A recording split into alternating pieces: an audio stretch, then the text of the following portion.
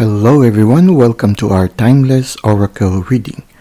Our oracle card for today belongs to the Into the Lonely Woods Oracle by Lucy Cavendish and illustrated by Dan May. What we see in the picture are two creatures holding each other's hands, and they are in the midst of dragonflies. And dragonflies are usually signs of transformation. Both of them are looking up to one giant dragonfly, and they are looking up to the sky, to the light. And somehow it's somehow related also to our journey, in our spiritual journey or our journey towards maturity. Relationships are a very important part of our growth. Mankind is created social, and it is through interaction with other people that we also grow. But not only that, sooner or later, as we grow deeper, we need also to develop interaction with our higher self. So our inner world, we tend to already learn to balance between interaction in the 3D world wherein we interact with other people, and at the same time we spend more time also interacting with our higher self, our inner self. And in that higher self, we also get in touch with the divine and our spirit guides, our angels, our ancestors. Now, oftentimes our maturity is triggered by a crisis in a relationship. It's not always that way, but usually the rapid transformation is triggered by a crisis, and oftentimes the crisis is related to a relationship. Now, oftentimes as we begin to grow in our life, we sort of like, you know how it is when you're just beginning to learn how to dance. When you're just beginning how to dance with other people, sometimes what happens is we are a little bit clumsy. So there are times when we end up stepping at each other's feet. And so sometimes it becomes a little bit painful. The dance becomes a little bit difficult and a little bit painful.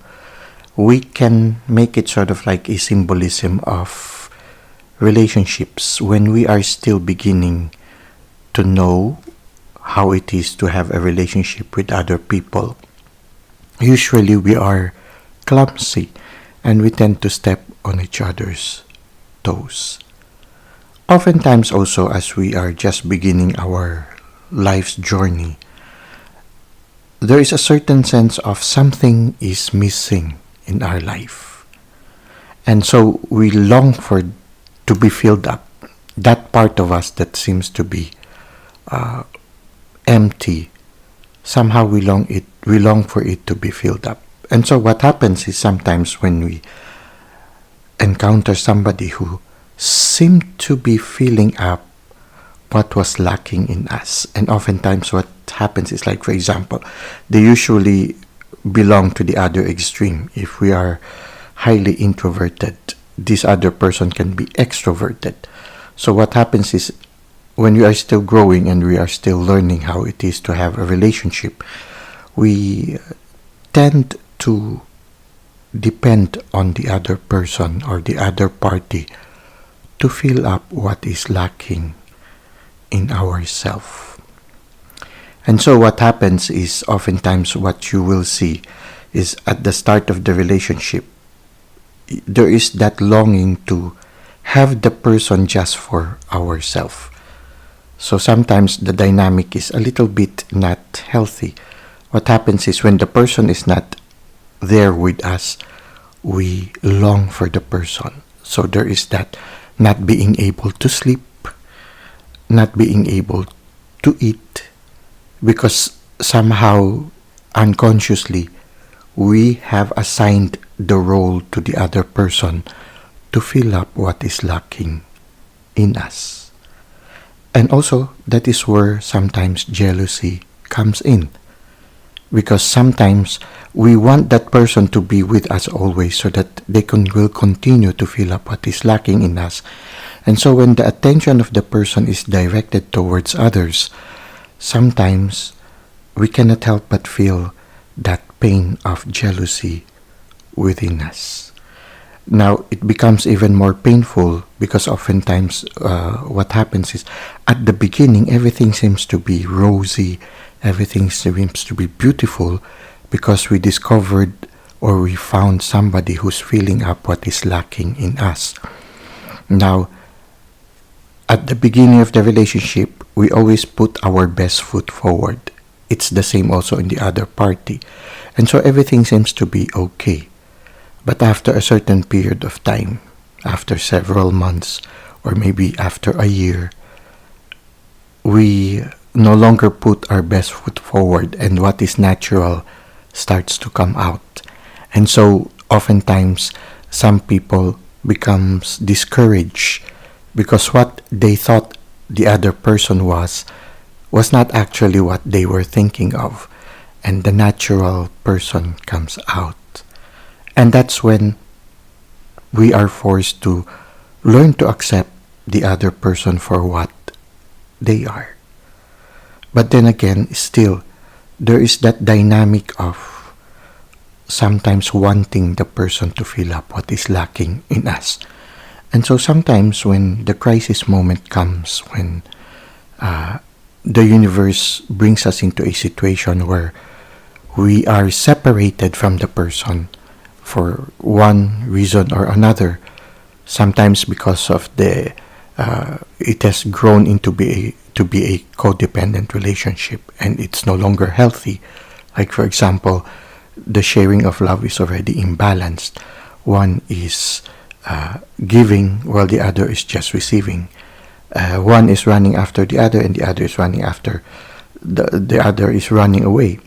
And then afterwards, when the one who is running after the other one becomes tired and stops running after that person and starts going away, the one who was being chased before is now the one who is chasing.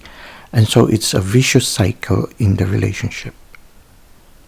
Now there comes a time when the universe wakes us up, brings us into a crisis, and sometimes the loss of a partner makes us sometimes for a certain period of time lose ourselves also. And then when that time comes, oftentimes we are awakened to the reality that we cannot allow ourselves to be dependent on other people. And so what happens after that crisis, we find ourselves somehow withdrawing from people. We try to spend more time alone in order to heal ourselves. Also spend more time alone because we are trying to recover from the loss of that special person in our life.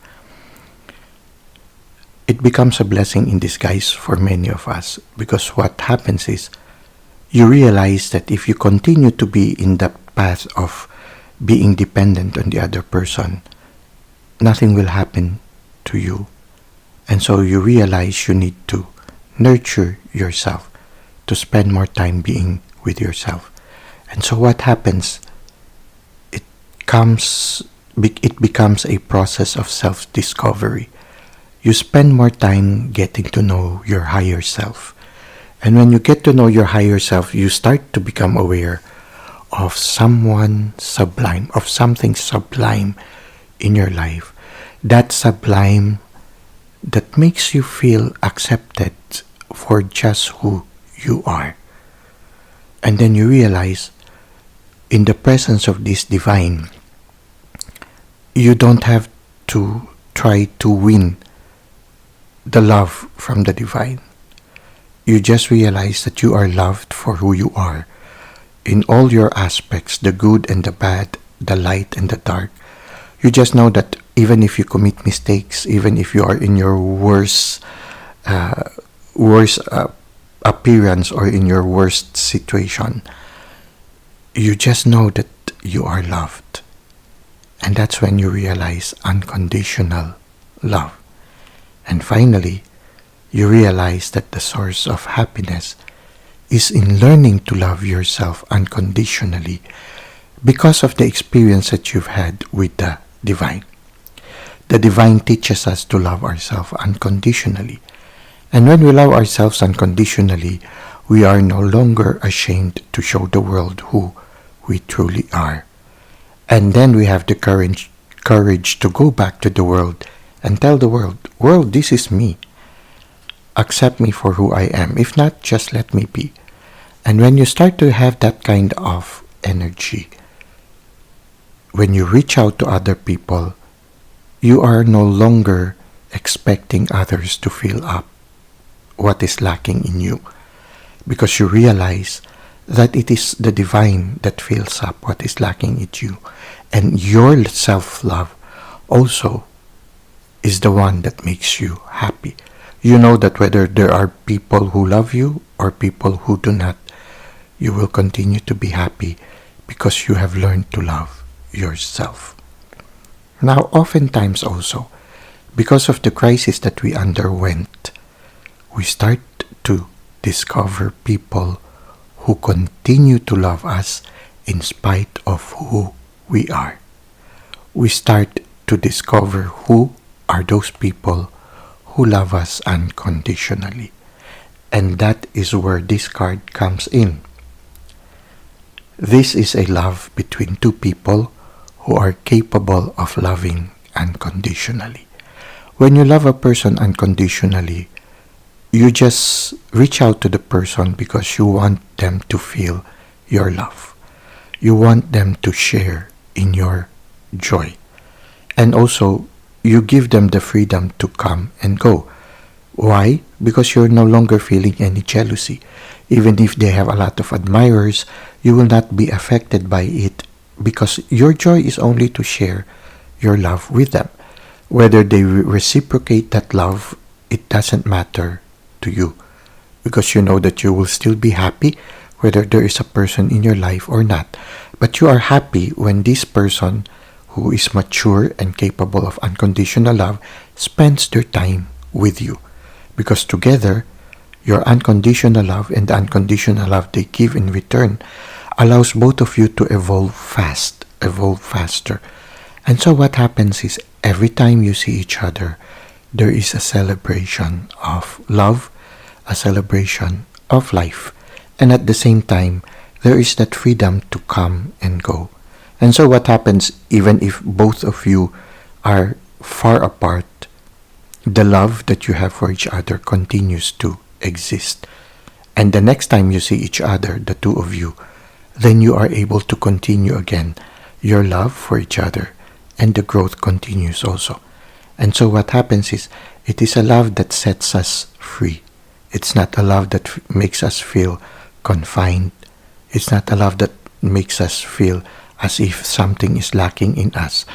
What happens is that we are able to share love for each other, and when we are together, you manifest that love, and that love allows both of you to grow fast. And when it's time for the two of you to part, still there is no feeling that there is a loss. You know that the bond is there, whether you are physically present with each other or distant from each other. The bond of love is still there, and it continues whenever you come back and share again that moment together. Now, I invite you to read with me this handbook that accompanies this card so that we can gain more insight regarding love forgives distance. There is a constancy to true companionship. Without contact, whether physical or words, for a time, some friendships and connections wither. Others remain as bright as they were the last time you saw each other. So we can see here two contrasts. Let's continue. Some friendships withstand distance, time apart, and even enforced separations. We set our course and our paths may divert and part, but in time they will converge again, joining as seamlessly as two rivers flowing into one, then parting again. Let the moments of true connection flow, and know those who truly love you will simply reach out their hand and open their arms, or even dance within the space only your two energies combined can create when the time to be together comes again. So as you deepen in your spiritual journey, there will be moments that some people will have to go and walk away. And what happens is sometimes they truly have to happen that way because we need to open our heart and our doors for newer and more mature relationships. When a more mature relationship comes, you will realize that the description of the reflection that we just had and also the description of the book will resonate deeply with that kind of relationship. A relationship that continues to deepen whether you are together or far apart, and continues to grow the next time you meet each other again. Well, that's it for today. Our reflection is a little bit long, but I hope that it has been beneficial and inspiring for you. Thank you for the likes and comments that you've given to the channel. Thank you for subscribing. I hope to see you again soon. Until that time, may God continue to bless your ways.